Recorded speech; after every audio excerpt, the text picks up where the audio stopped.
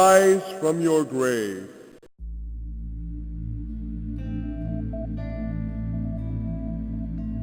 At first glance, Bound by Flame appears to be as generic of an RPG as they come, and in many ways that assumption would be correct. It has a bare-bones plot that has been used countless times before. Its world is comprised of fantasy staples such as elves and magic. The lore is written just enough to be considered there, and yet, with all of this, it still comes across as an enjoyable, although flawed, experience.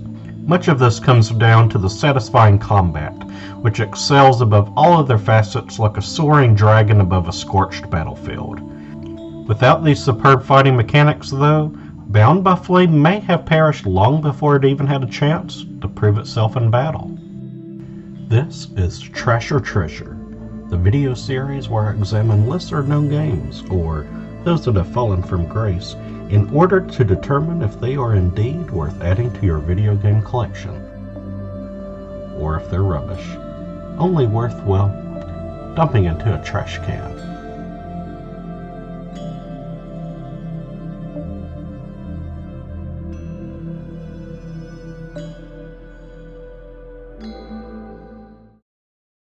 It may come as no surprise for a fantasy game released in 2014 that Bound by Flame's plot is ripped straight out of Game of Thrones, minus all the interesting dynamics between feuding houses. A group of mercenaries is hired by the magic-wielding Red Scribes to defend them in their battle against an undead army who hail from the frozen north. These immortal necromancers add to their number with every soldier they slay on the battlefield. A desperate attempt by the Red Scribes to conjure a demon leaves the protagonist, named Vulcan, with the demon living inside of him and giving him possession of fire-based abilities which he'll use to destroy the menacing leaders of the enemy army, the Ice Lords. If this doesn't parallel the major setup of the Song of Ice and Fire, then I don't know what does. All it needs is some incest and a wisecracking dwarf, and we'll be good to go. For an RPG, the game gives you little freedom in the realm of role-playing the character of Vulcan. For starters, you are allowed to name your character whatever you wish, but no matter what, others will refer to him or her as Vulcan throughout the adventure. Vulcan, Vulcan, Vulcan! I'm aware that Vulcan is the character's code name in his merc unit, but then is it really necessary for you to give him a name? It would have been much cooler if the player could choose between a list of awesome-sounding names for their character to add to the personalization. Even no choice at all is better than an empty one that has no bearing on anything. You can customize your appearance and choose your gender, but there are only a handful of faces, hair, and other customization options for you to choose from. Seriously, there are more options than early Madden games, and you rarely even see your character's face in those. Lastly, most RPGs of this nature allow for the player to make choices that impact the character's growth or the overall plot, and it's about as shallow as a kiddie pool here. There isn't much in terms of a dialogue tree present in Bound to Flame, so you can't respond to conversations in different ways like Commander Shepard in Mass Effect. Instead, you can either come across as a perfectly generic straight man or an unnerving jerk that is mean for no other reason than it gets his rocks off. I tried the jerk option for most of the early game, but the bad writing and unintentional hilarious way the lines are delivered left me cringing so bad I'd rather play as a boring character than an all-around bad one. Did anybody see what I just did to that huge monster? I mean, seriously, I fried that thing. I saved our asses, and you're all just, hey, what's for lunch? I said shut it, Vulcan. It doesn't help that often you don't know which option is going to give you which response. Sometimes just answering with a plain yes will lead to Vulcan insulting a character and laughing in their face. Regardless of the quality of voice acting, most of the dialogue written is just horrid and overly vulgar. I mean, seriously, F-bombs and insults are thrown around to and by each character you encounter, and it really gets old. It reminds me a lot of Rob Zombie's films, and that the cursing is somehow meant to justify the world being dangerous and the characters mature, but it really just comes across as a middle schooler trying his hardest to be cool. Speaking of conversations, Vulcan can speak with his party members in a similar fashion as BioWare's early RPGs, like Baldur's Gate and the Knights of the Old Republic. Party members can inform Vulcan of their past, give insights on current plot situations, offer quests that will strengthen them, and even become romantic interests. All of this sounds great on paper, but like most everything else in the game, it's just an idea that doesn't go anywhere. As I said in the beginning, the game's lore isn't very deep at all. Thus, exploring characters' backstories will often put you to sleep rather than have you probing them for more insight.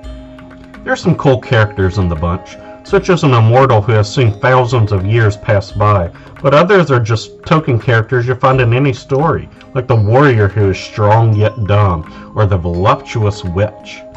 Romance and other RPGs can create meaningful relationships between characters, provide impactful dialogue, and passionate love scenes. But in Bound by Flame, it all amounts to a kiss. And that's it. Bummer. There are a few moments in which the game asks you to make a choice that should impact the game in greater ways, but sadly those are few and far between, with minimal impact occurring. One part of the game tasks you with either rushing to aid a town under siege by the undead army, or heading straight to their base while they are preoccupied. But regardless of which choice is made, you end up going to the city anyway. It feels like these kind of choices were meant to be something greater, like they were suggestions in the boardroom, but there just wasn't enough time to implement all the scenarios that came up. So they just created the guise of a choice here, rather than actually making one. The one area where the concept of choice is done in an interesting manner comes with Vulcan's relationship with the fiery demon living inside of him.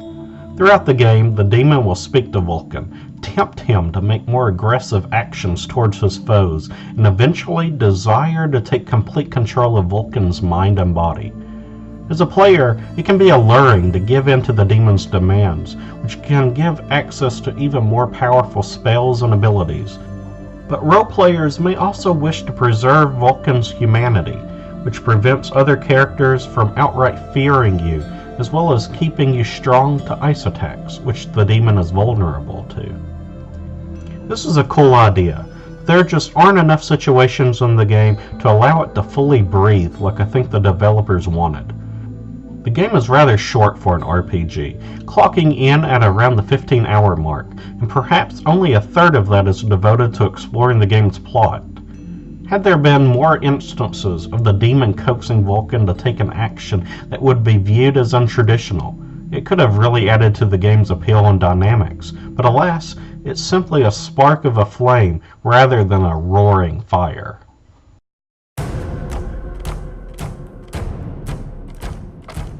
Now that I've lambasted the greater amount of the game, let me shower praise on one of its most used systems, combat.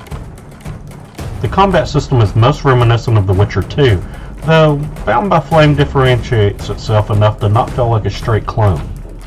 Much of the combat is based on timing and exploiting the enemy when he lets his guard down.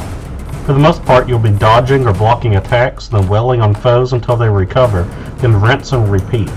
Although simple to learn, it's much more challenging to master the system, especially when placed against numerous foes wielding different abilities. To aid you in cutting down your foes, the game allows you to gain abilities in 3 different skill trees: two-handed, dual-wielding, and pyromancy. Two-handed focuses on using massive swords, axes, and hammers to deal devastating blows, as well as blocking coming attacks for lesser damage. Dual-wielding provides stealth-based abilities that can swiftly damage foes, as well as the ability to dodge. Pyromancy is the game's magic system, and abilities in this tree include shooting explosive fireballs, conjuring wraiths, and other mystical spells. Unlike the Witcher series, you don't want to balance your skills among the different combat types. Instead, you will find the best success in adhering to either dual-wielding or two-handed, while picking appropriate magic spells for good measure. Although the game offers the option to change between styles in the middle of combat, you will be at a severe handicap unless you stick to one method. I personally enjoy dual-wielding the most, simply because dodging prevents me from getting hit at all rather than taking reduced damage. Dodging presents its own flaws though, as you can only jump backwards rather than rolling to the side of an enemy attack, but again, it's better than being hit at all. You also have other tools at your disposal to help you slay the undead army. Crossbow bolts will often do critical hits and can knock an enemy onto their backside, while numerous traps can be laid to stun, burn or explode whenever a foe triggers them. You also have a myriad of potions that you can use to gain health or boost your abilities. The leveling system is also pretty great, largely due to the hefty amount of choices you have to determine how you grow stronger. With each level gained, the player is gifted points to spend on traits. These can give even more substantial benefits than the skill trees, but each ability must be unlocked by completing certain challenges before the player has access to them. These can include defeating certain amounts of enemies, earning a set amount of coin from selling items, or crafting a particular weapon. It's a cool way to give the player a few more quests to monitor while they play the game. They aren't too intrusive and encourage the player to explore all avenues of gameplay while rewarding them handsomely for doing so. Vulcan will be gaining points pretty rapidly too. Early in the game, you'll be getting stronger after only a handful of battles.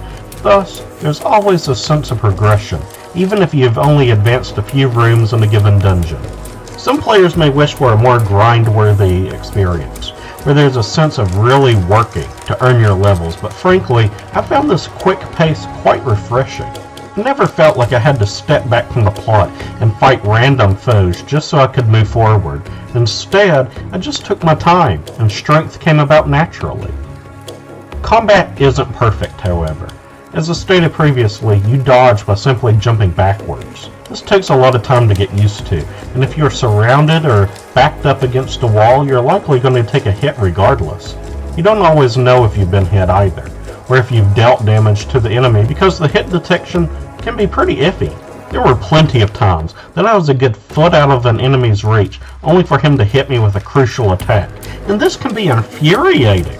Likewise, my blades have went clear through an enemy's character model, or hissed through mine, and no damage was ever accrued. Archers are more of a problem in this game than in most others, too. There doesn't seem to be a way to parry ranged attacks, and their arrows seem to curve ever so slightly to tag you even after you've moved. So on higher difficulties, you have to make it a habit of making archers your #1 priority. They even have a habit of launching arrows at point-blank range and not suffering any kind of stutter after being hit, which makes them particularly deadly. Fortunately, loading times after death are extremely quick, and checkpoints are often and beyond generous, so you'll be jumping right back into the fray at a moment's notice. As in most other modern RPGs, the game offers a wide variety of loot and ways to upgrade them. Items that you collect seem to all be randomized, with pieces of armor and weaponry all providing a multitude of bonuses such as extra damage, applying poison upon touch, and so on. You can even increase this more so through a novel upgrade system. Each item has a set number of traits that can be applied or improved upon. Players must acquire the necessary items in order to provide these additions, giving a checklist of sorts of materials to keep an eye out for. Not every weapon can have fire damage, for example, so you'll have to check and see what kind of upgrades are available for any given weapon before you decide to keep with it, or sell it for gold, or recycle it for valuable materials. While Bound by Flame is available on PC and PlayStation 4, I played it on my PlayStation 3. Graphically, it's not horrid, but it isn't great either. Some character models appear just a little too unfinished, and environments often are light on textures. There are numerous graphical issues too, such as shadows appearing and disappearing after moving, the camera clipping through objects, numerous pop-ins when reaching a new area, and so on. The art style is nice though, especially with the enemy design. Some of the monsters' Vulcan faces are truly awesome, and I kinda wish they were used in a more competent game. Music in the game is composed by Olivier de Rivière, known most for his score on the games Remember Me and 2008's Alone in the Dark.